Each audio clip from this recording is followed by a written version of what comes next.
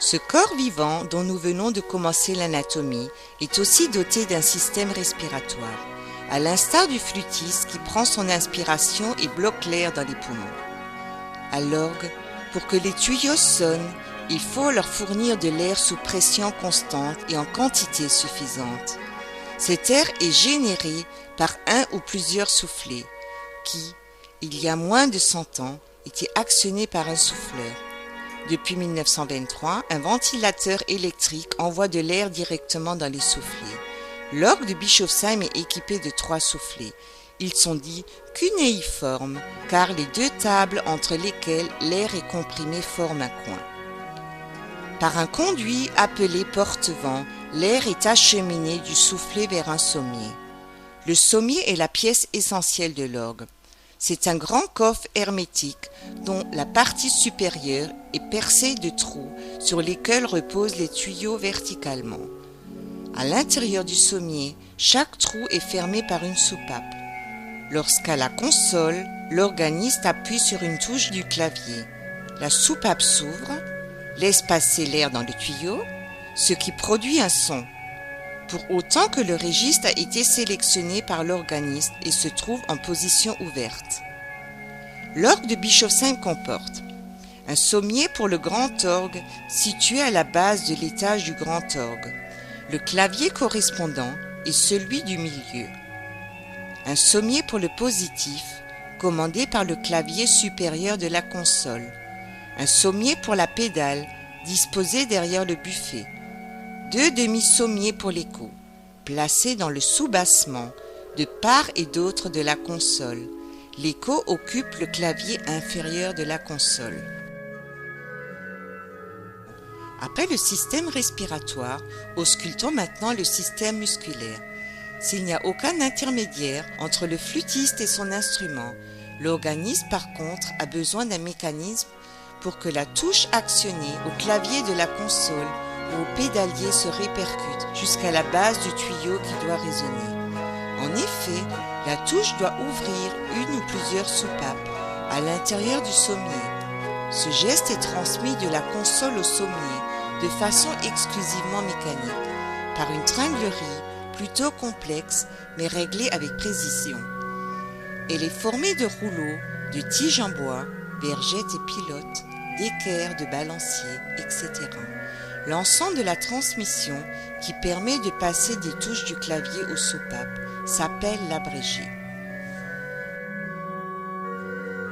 Dans le système musculaire que nous venons de décrire, nous avons déjà vu intervenir l'organiste. Il est à l'origine de la pression sur la touche relayée par la transmission. Son rôle est évidemment beaucoup plus complexe et déterminant encore. Installé à la console, qui constitue le système nerveux et cérébral, l'organiste en véritable chef d'orchestre doit maîtriser un ensemble complexe de registres, de claviers et de pédales. Il compose les timbres, équilibre ou oppose les plans sonores pour faire chanter l'orgue avec naturel dans le répertoire qui lui est le plus adapté. Terminons notre analyse en évoquant le système vocal de l'orgue. Cet ensemble essentiel se comporte de tuyaux dont le nombre va d'un seul rang à plusieurs dizaines. Chaque rang comprend autant de tuyaux qu'il y a de touches au clavier. Lorsque de l'air sous pression entre dans un tuyau, celui-ci produit un son qui correspond à une note du clavier. Dans un timbre bien déterminé, plus un tuyau est long, plus le son sera grave.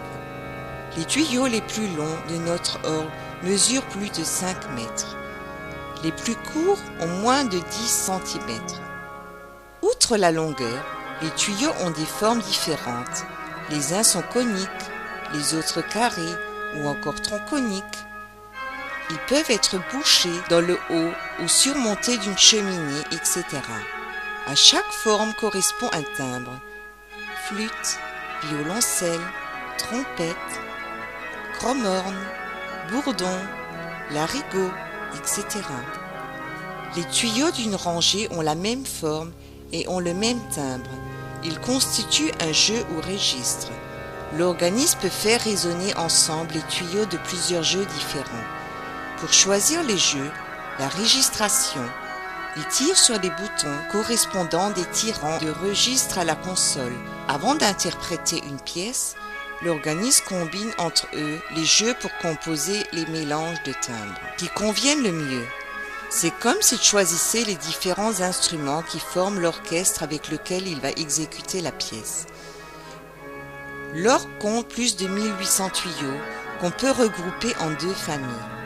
Les tuyaux à bouche, comme une flûte, où l'air projeté sur l'entaille provoque la vibration de la colonne d'air à l'intérieur du corps du tuyau, et les anches, comme le hautbois, où le son est produit par la vibration d'une languette. Essayons maintenant de rassembler les différentes pièces de ce puzzle pour comprendre le fonctionnement d'ensemble.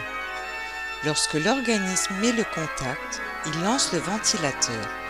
L'air est envoyé dans les soufflets et, à travers le porte-vent, dans les sommiers.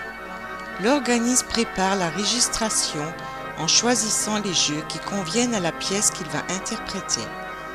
L'action sur une touche est relayée par le mécanisme jusqu'à la soupape placée dans le sommier. Cette soupape va s'ouvrir et laisser entrer l'air dans le tuyau qui fait partie du jeu sélectionné.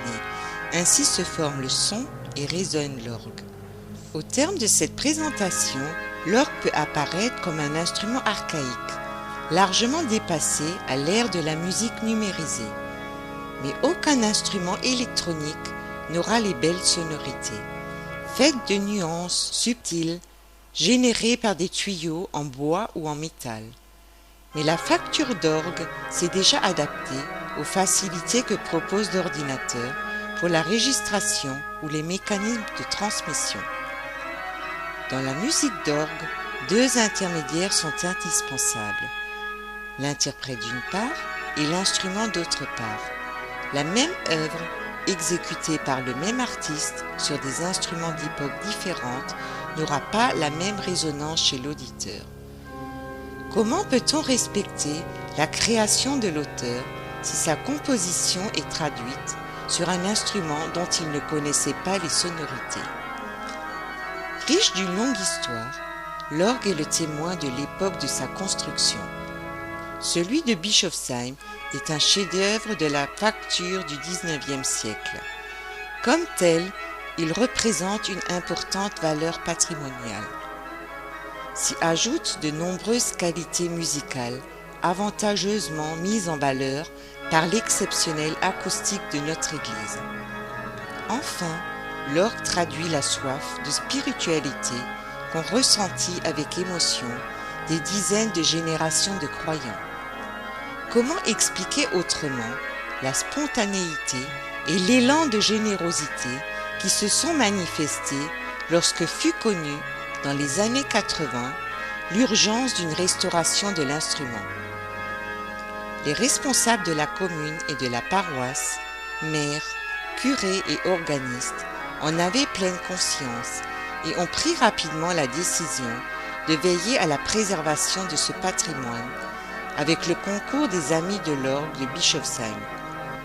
Depuis lors, notre association veille à faire connaître et à mettre en valeur l'orgue Stier et Mockers de notre cité. Avec émotion et chaleureuse gratitude, nous dédions cette modeste présentation à M. Francis Armbruster, président fondateur et infatigable cheville ouvrière des Amis de l'orgue de Bischofsheim.